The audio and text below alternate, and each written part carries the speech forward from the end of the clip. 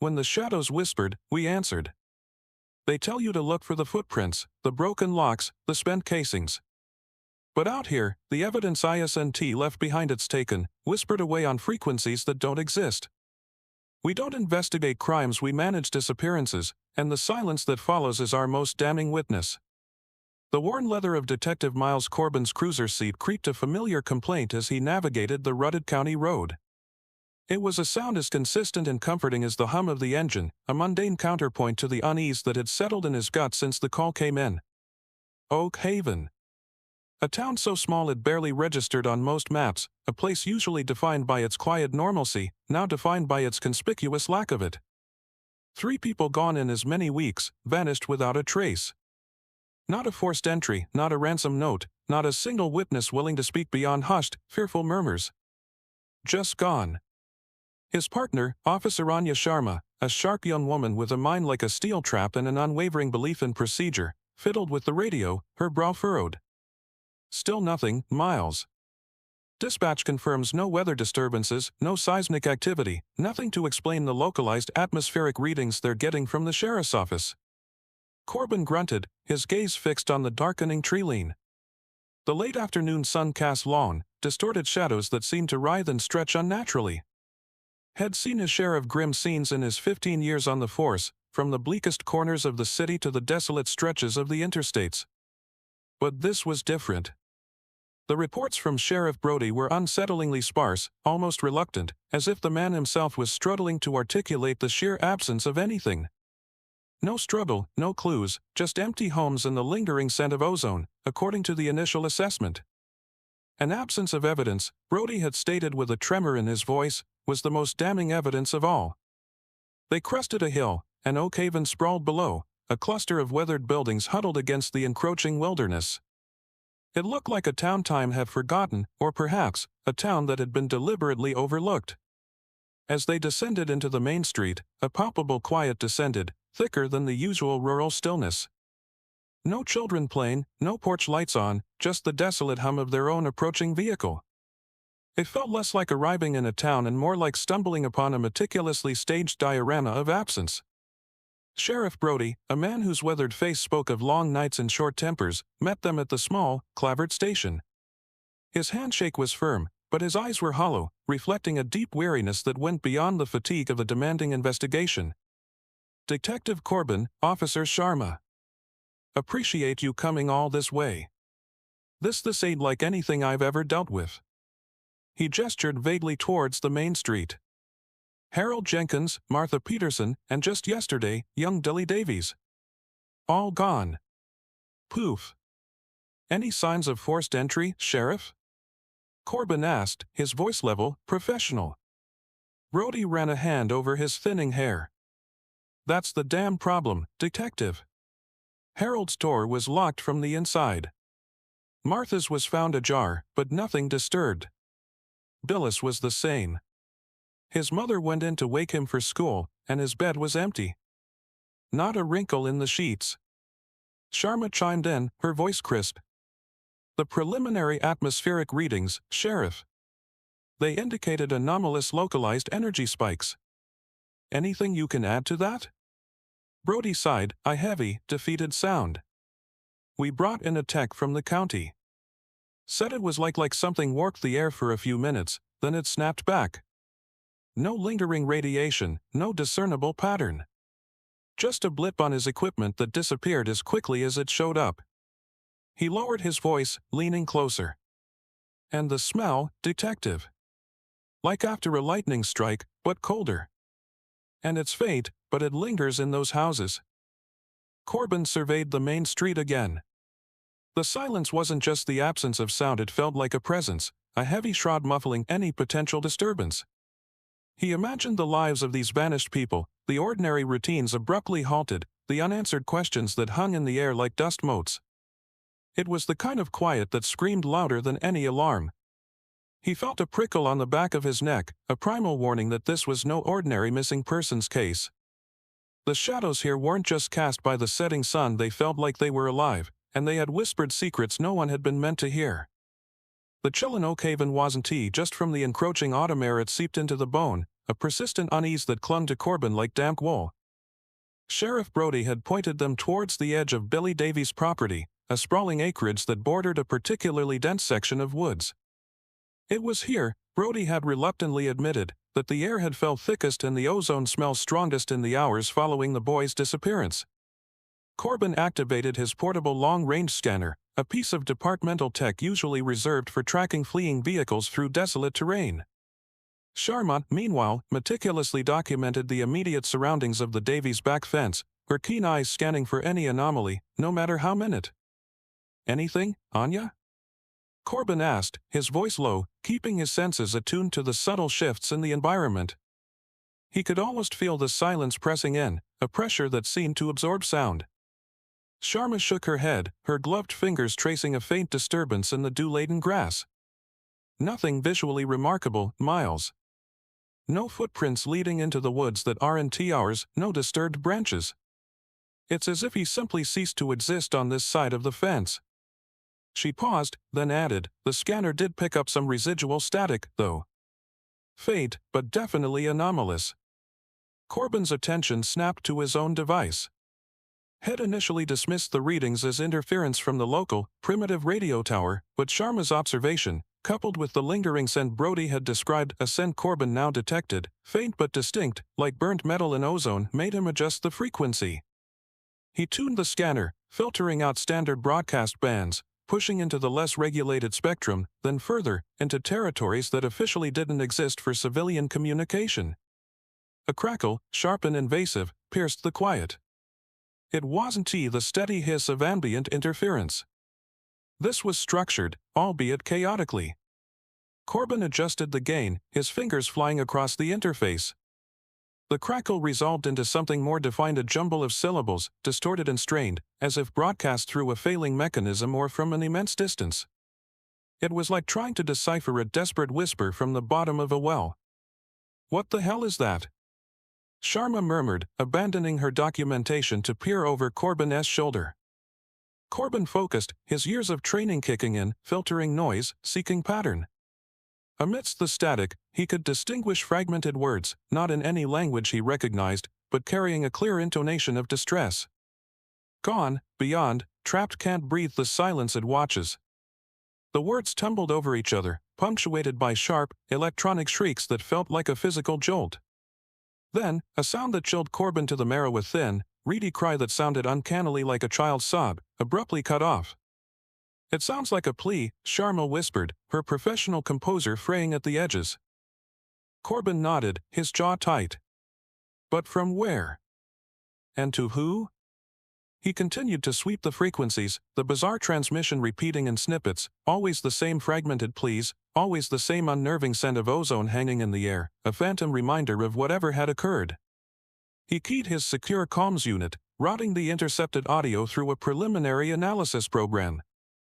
The results were immediate and unnerving: no identifiable origin point, no known transmission protocol, and a spectral analysis that showed a chaotic energy signature unlike any conventional radio wave.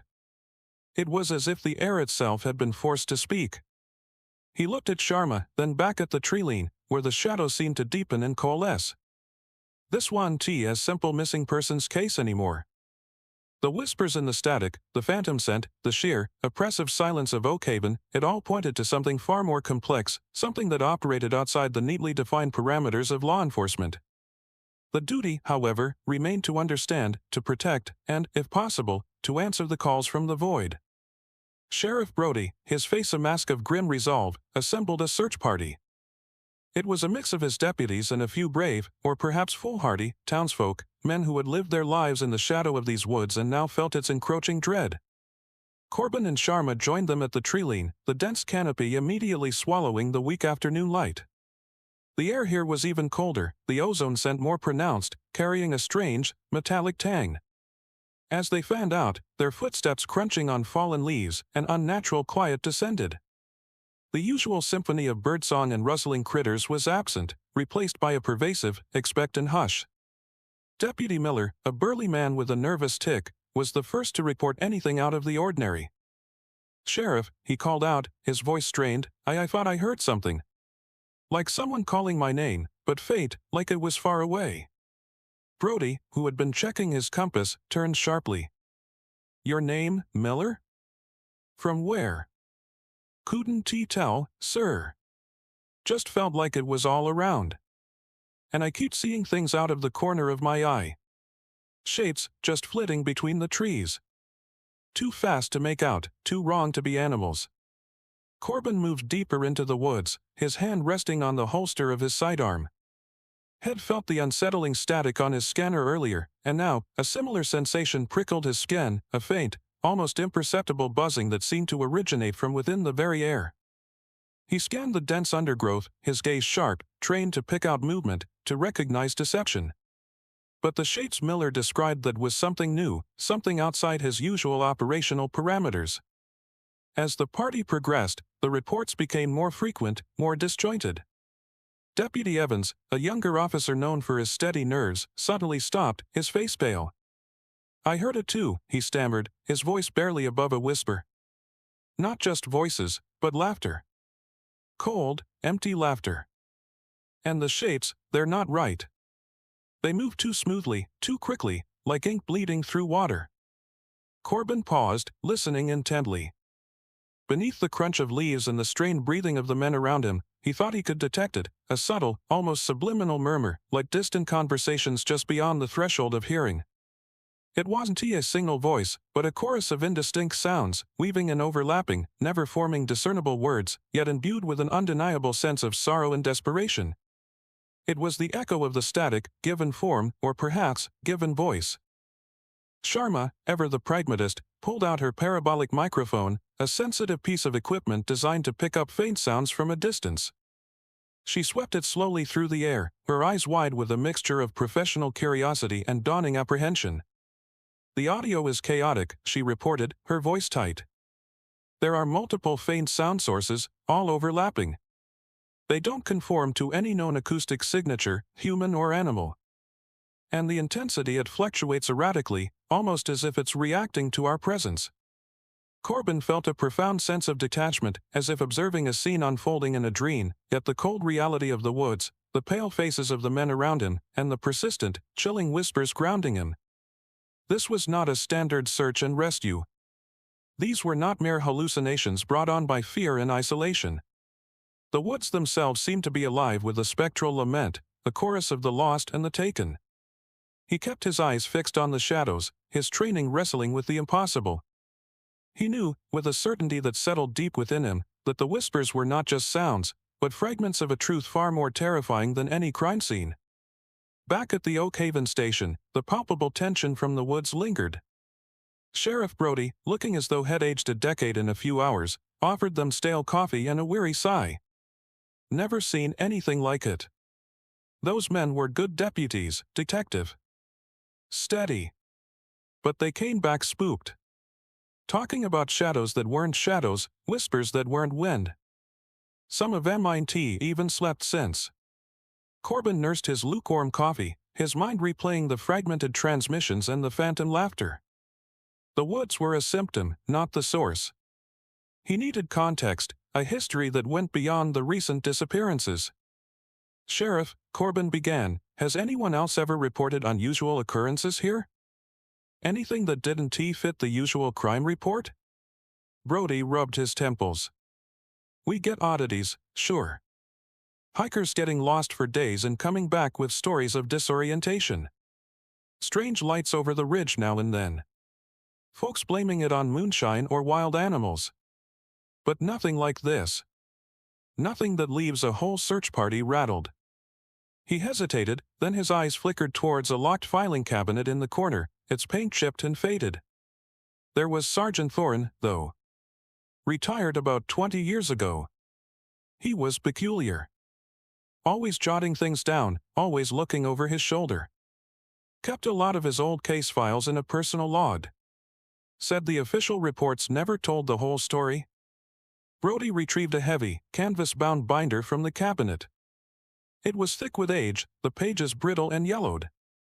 "Thorne's ledger," he said, handing it to Corbin. "Most of it's just his ramblings, local gossip, theories about crop failures. But he did deal with some unsettling cases back in his day. Disappearances that never got solved. People who just evaporated. Corbin opened the ledger with a sense of cautious anticipation. Thorne's handwriting was cramped and spidery, a stark contrast to the neat, procedural entries Corbin was accustomed to. The initial pages were indeed filled with observations about weather patterns and minor disputes, but as Corbin flipped further, the tone shifted. Entries became more frantic, more paranoid. He saw references to interlopers, uninvited guests, and the encroaching veil. One passage, dated over 30 years prior, sent a shiver down his spine. They arrive without warning, leaving only silence. Not a crime to be solved, but a void to be managed. The townsfolk know, but they dare not speak. The official reports are a fabrication, a necessary blindness. They call it unexplained phenomena, but I know what it is. It's a door opening, and something is walking through. Another entry described a series of events eerily similar to their current situation. The whispers started again last week. Fate at first, like static on a bad line. Then the shapes, flickering at the edges of vision. People are afraid to venture out after dark. The disappearances are subtle now, no struggle, just absence. The air grows heavy, thick with the scent of something not of this earth. Thorne had meticulously documented dates, locations, and fragmented witness testimonies, but always with an undercurrent of fear and a desperate, unspoken plea for understanding. Corbin felt a surge of grim recognition. Thorne hadn't been rambling, he had been documenting. He had been seeing the same patterns, experiencing the same chilling reality that was now unfolding in Oakhaven. The silenced truths Thorne mentioned weren't just about unsolved cases, they were about a deliberate, unspoken agreement to ignore the impossible, to maintain a facade of normalcy in the face of something profoundly alien. Thorne's ledger was a testament to a hidden history, a chronicle of events that had been deliberately buried, not by malice, but by the sheer inability of conventional systems to comprehend them. Corbin understood now that his duty extended far beyond the parameters of his badge. He was not just investigating disappearances, he was stepping into a long, silent war. The information in Thorne's ledger was a bitter pill, but a necessary one. Corbin felt a grim solidarity with the long-departed sergeant, a sense of shared burden across time. He and Sharma spent the remainder of the afternoon poring over the cryptic entries, cross-referencing Thorne's descriptions with the current disappearances. The scent of ozone, once a fate anomaly, now felt like a constant, acrid reminder of the encroaching threat. As dusk began to settle, painting the sky in hues of bruised purple and fiery orange, they decided to drive the perimeter of the town again, particularly focusing on the area near the woods where the atmospheric anomalies had been strongest. They were on the western edge of Oakhaven, the last scattered houses giving way to overgrown fields and the looming forest, when Sharma pointed towards a figure stumbling across a field. It was an older man, clearly disoriented, his movements jerky and unnatural. "Hold up, Miles," she said, her voice sharp with concern. "Looks like someone else in trouble." Corbin brought the cruiser to a halt, the engine's rumble a stark contrast to the deepening silence. The man, later identified as local farmer Elias Finch, was moving erratically, his arms flailing. As they approached, they noticed a strange visual distortion emanating from a point about 50 yards from Finch. It was a shimmering, undulating haze, like heat rising from asphalt on a scorching day, but far more intense and contained. The air around it seemed to warp and refract the fading light, creating a dizzying effect. "What the hell is that?" Corbin muttered, his hand instinctively going to his sidearm. As they watched, Elias Finch, seemingly drawn by an invisible force, stumbled directly towards the shimmering anomaly. He didn't appear to be consciously moving towards it, his legs seemed to carry him against his will, his eyes wide with a terror that was palpable even from a distance. With a sickening lurch, Finch was engulfed by the distortion. For a fleeting moment, his form seemed to stretch and distort, his features blurring like a poorly rendered image. Then, as suddenly as it had appeared, the shimmering tear in reality seemed to contract, and Finch was expelled with brutal force, tumbling through the air before hitting the ground with a heavy thud. Corbin and Sharma were out of the cruiser in seconds, racing towards the farmer. He lay on the damp earth, his body still, his eyes wide and unseeing, staring up at the bruised sky. There was no physical injury, no broken bones, no bleeding. Yet, he was utterly unresponsive, his breathing shallow and ragged. The shimmering distortion had vanished as abruptly as it had materialized, leaving behind only the lingering scent of ozone and a profound, unnatural stillness. Sharma, ever the professional, immediately began to check Finch's vital signs while Corbin secured the perimeter, his gaze sweeping the now empty field. Thorne's ledger flashed in his mind, a door opening, and something is walking through.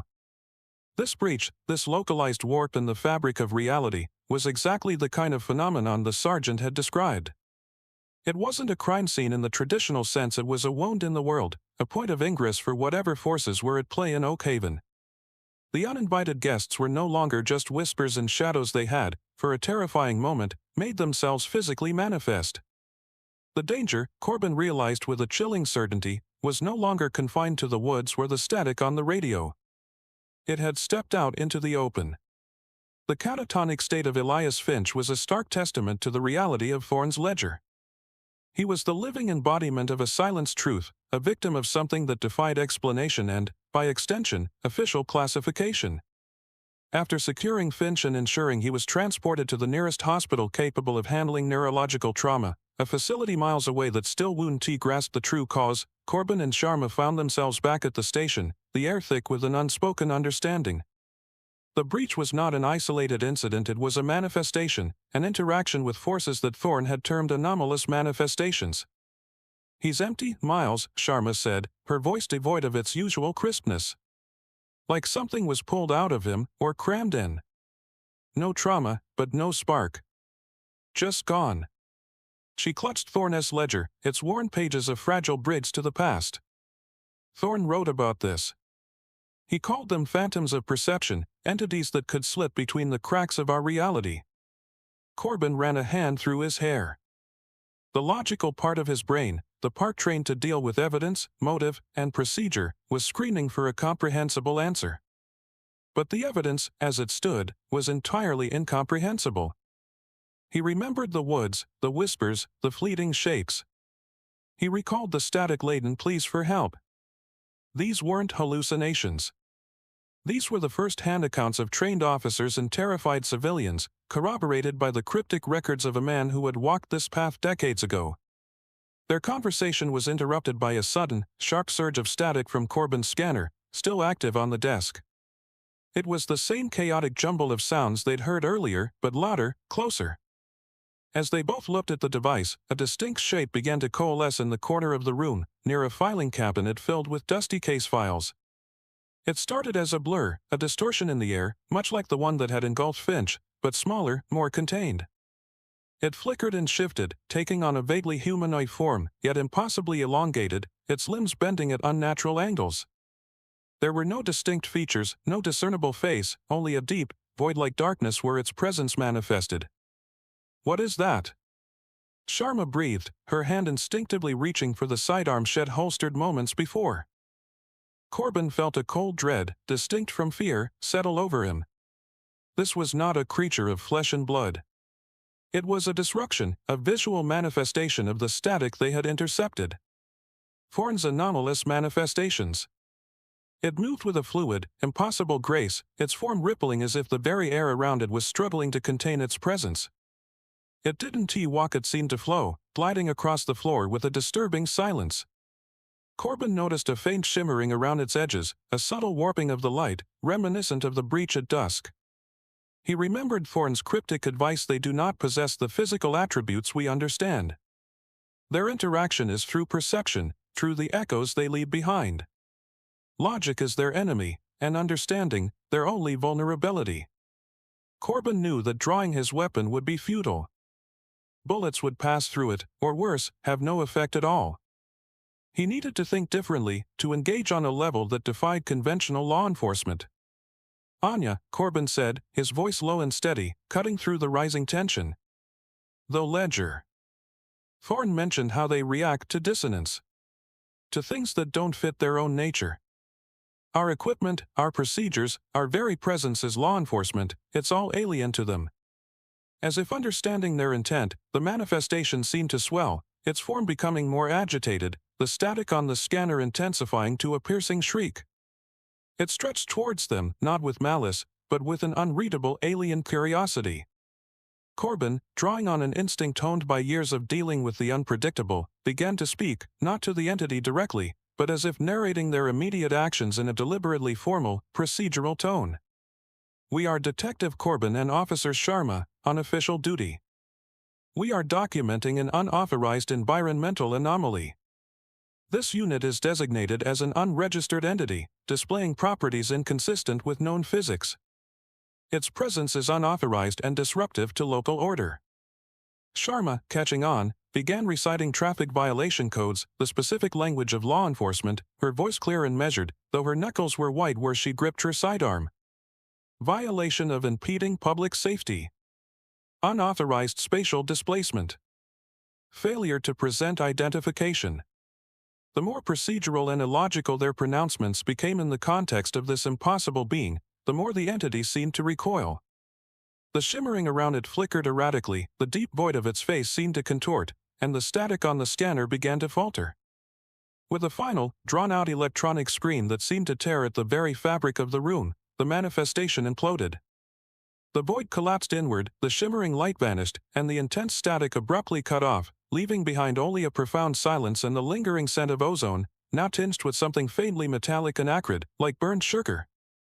Corbin and Sharma stood frozen for a moment, the silence deafening after the cacophony. They had faced the impossible, and in a strange, almost absurd way, their adherence to the rigid, rational framework of their profession had been their only defense. The lingering scent of ozone, now faintly metallic and strangely sweet, clung to Corbin's uniform like a phantom limb. The encounter with the anomalous manifestation had been terrifying, a visceral confirmation of Thorne's chilling accounts. But it had also provided a crucial, albeit counterintuitive, piece of the puzzle. Logic, in its most codified and procedural form, was a weapon against these illogical intrusions. This revelation, however, didn't diminish the overwhelming sense of being outmatched. They needed more than just Thorne's personal notes. They needed the official, buried history. Sheriff Brody, his initial skepticism eroded by the undeniable reality of the breach and the ensuing encounter, suggested a lead. "There's a woman, Ms. Eleanor Vance. She's Oak Haven's unofficial historian. Lives out by the old mill. Doesn't see many people. Knows more about this town's past than anyone alive." Vance's home was a testament to her reclusiveness and her obsession. Dust motes danced in the shafts of light that pierced the gloom of her cluttered study, illuminating stacks of ancient books, yellowed newspaper clippings, and brittle maps.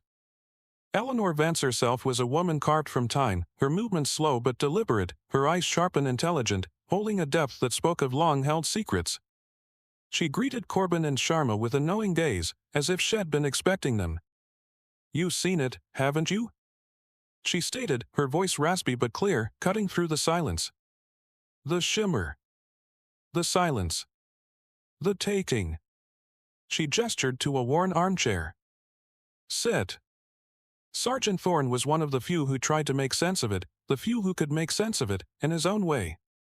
Vance didn't delve into conjecture. Instead, she produced fragile, leather-bound volumes, their pages filled with meticulous script and cryptic diagrams that mirrored some of Thorne's own notations. These weren't personal diaries, they were official town records, meticulously maintained by a succession of designated keepers for generations. She spoke of cyclical visitations, periods where the veil between worlds thinned, allowing entities, she referred to them as silencers, to cross over. "These aren't random occurrences, Detective," Vance explained, her finger tracing a recurring symbol in one of the books. "There's a pattern. They come, they take, they leave. And for centuries, Oak Haven has managed it. Not through force, but through appeasement. Through a quiet pact of non-interference." She described how certain families, through inherited roles, were tasked with observing the cycles, with creating diversions, with ensuring the silencers' harvests remained localized and discreet. The suppressed historical accounts Thorne had hinted at were not merely forgotten, they were actively maintained as state secrets within the town's own clandestine records. The disappearances weren't necessarily malicious, they were, in a grim sense, a necessary sacrifice to prevent larger incursions. The containment effort wasn't a matter of physical barriers, but of maintaining a fragile equilibrium, of appeasing an ancient, alien presence through the deliberate sacrifice of the unwary. Thorne was the last of the designated keepers who actively tried to understand why, Vance continued, her voice tinged with a profound weariness. He saw the pattern, he documented the cost, but he couldn't break it. The pact is old, woven into the fabric of this place. Those who vanish, they are not lost to us, not entirely. They are given. A price paid for the peace of the many, the ignorance of the outside world. Corbin felt a profound sense of dread. The unseen patrol he had embarked upon was not about solving crimes, it was about managing an ongoing, terrifying treaty. His duty to protect the public now extended to the chilling understanding that sometimes protection meant facilitating a terrible, unspoken bargain. The cycle Thorne had documented was not a historical footnote, it was an active threat, and Oakhaven was a carefully guarded secret, a community living on the precipice of the incomprehensible. The weight of Eleanor Vance's confession pressed down on Corbin, heavier than any case file, more damning than any verdict. The cyclical visitations, the silencers, the pacts of appeasement, it was a history Oakhaven had buried beneath layers of deliberate ignorance and generations of quiet complicity. His duty, once defined by the clear lines of law and order, now stretched into an unnerving, uncharted territory. He and Sharma were no longer just officers investigating disappearances, they were, by circumstance and knowledge, inheritors of Thorne's silent burden, guardians of a veil the rest of the world remained blissfully unaware of. Back in the relative safety of the now secured Oakhaven police station, the lingering ozone sent a constant reminder of the extraordinary events. Corbin and Sharma consolidated their findings. Thorne's ledger, Vance's historical accounts, the intercepted transmissions, the direct encounter with the manifestation, it all painted a picture of a recurring phenomenon that Oakhaven had, for centuries, managed through a grim, unspoken ritual. The current surge in disappearances was not an anomaly, but an escalation, a sign that the established protocols were failing, or perhaps, being overwhelmed. The pact is breaking down, Sharma stated, her voice grim as she pointed to a passage in Vance's records. The keepers were meant to manage the cycles, to ensure the silencers took only what was needed to maintain the balance.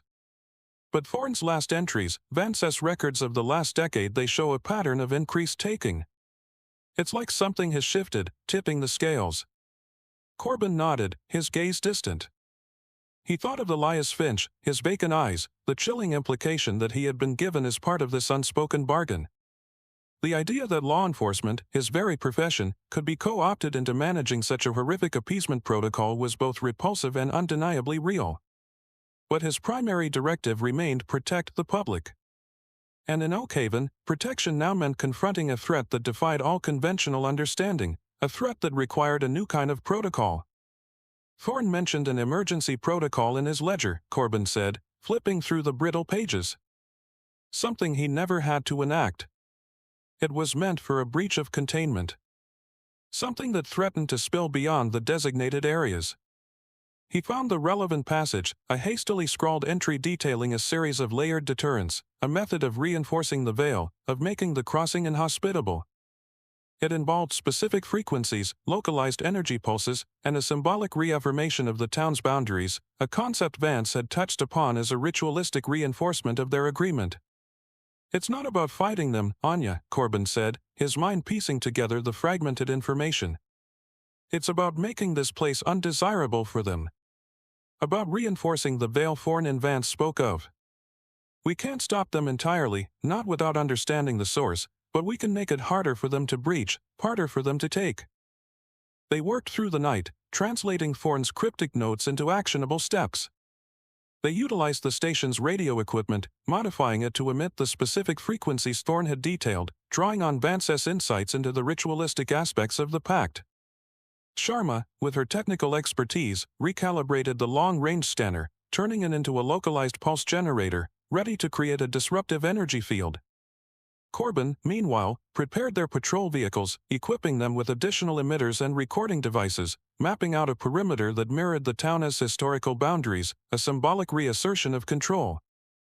As dawn broke, casting a pale, hesitant light over Oakhaven, Corbin and Sharma, now armed with a chilling understanding and an unconventional plan, prepared to enact Thorne's final, desperate protocol. They were no longer just officers, they were the latest line of defense, guardians standing between an unsuspecting world and the encroaching shadows that whispered just beyond the veil.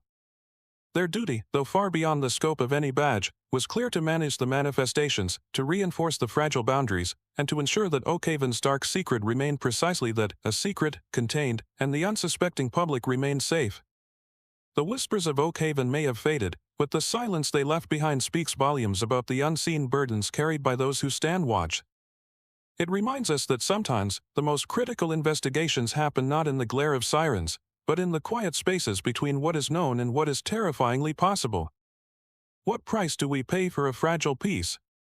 Thank you for venturing into the heart of Oakhaven with us on Dusty Whisper.